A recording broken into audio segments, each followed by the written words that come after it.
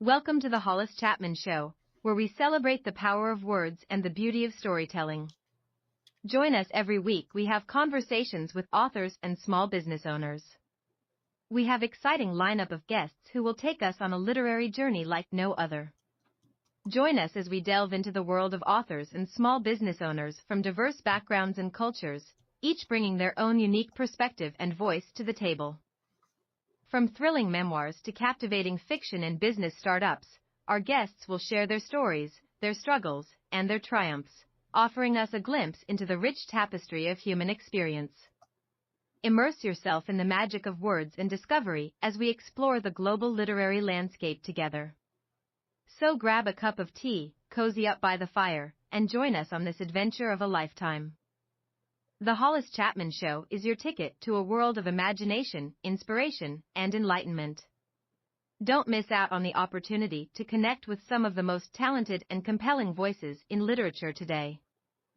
Tune in and let the journey begin. Hello and welcome to the Hollis Chapman Show. I'm Hollis. Happy Friday, everyone. Hope you're all doing well. I hope you had a great weekend, or a great week, for the weekend. Out here in Tempe, Arizona, we're getting hot. Now we're in our hot season. So every day is going to be in the hundreds, 105s, will be 114 tomorrow. But hey, the next 3 months is, you guess, got to bear with it. But some good news, the weather people say that we should have more rain this summer. Monsoon rain. So we're all excited about that. That's great. Okay. Today we don't have a guest, but today we're going to learn a lot. All right. And it's going to boil over yesterday. Yesterday, I built a website for a client. And now that we're trying to get his domain name directed towards the website. So the domain name was purchased from GoDaddy. Okay, so that's fine. They did a nice job with that. But things weren't working the way we wanted. So we contacted GoDaddy. I'm online with GoDaddy. And my frustration boiled over because to be honest, I'm using an old computer system. Well, that's going to change today. But I'm using an old system, and I couldn't even pull up my email because the system was dragging and buffering, taking so long. And the reason why I tell you that is because the topic of our show today is creating a user-friendly website, having a great presence online, authors, small business owners. If you have to do that, if you want to create a great presence online, it starts with the tools you have at home or at your business or in your office. It really does. Okay, I faked it long enough with this old system. So Windows 10, and it's got to go. The Windows 10's got to go because I can start to see now that things are slowly not supporting the newer stuff that's going out there daily. And it makes sense. I'm big into the AI, and the AI stuff is really beyond Windows 10 capabilities, I think, right? So you must start at home. You must start in the office with your system.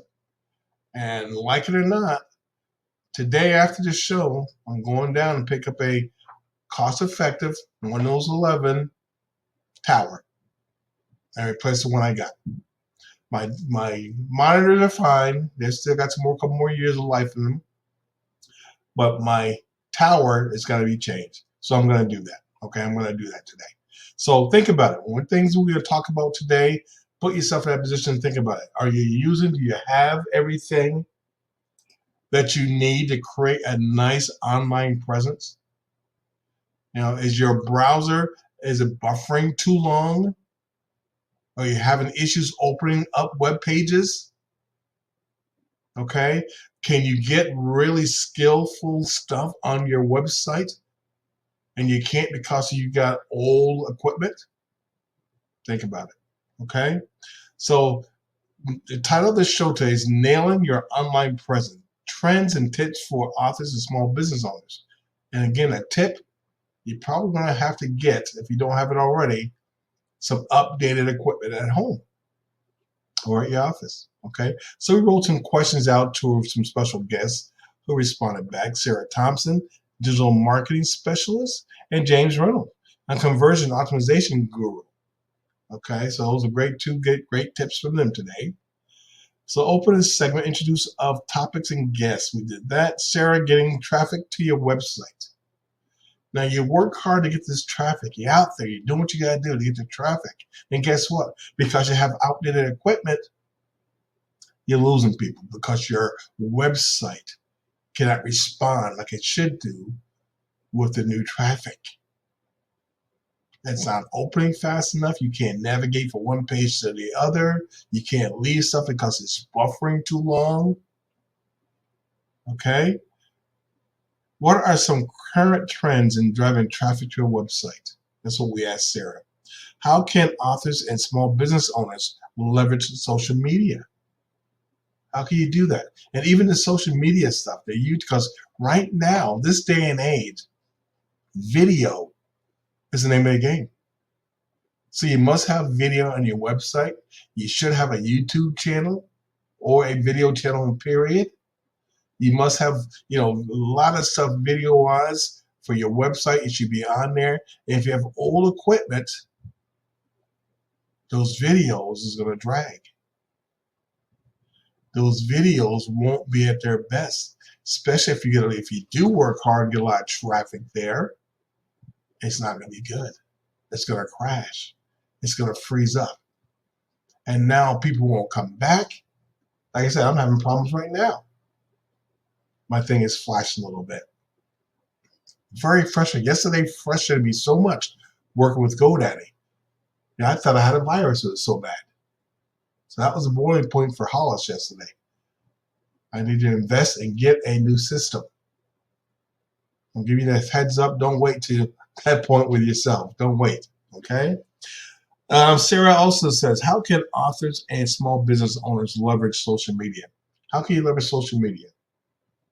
You can do things every other day on social media, put out some great stuff. Okay, with social media, especially Facebook, that's really awesome. You need to have a personal page, and then you can add business pages after that.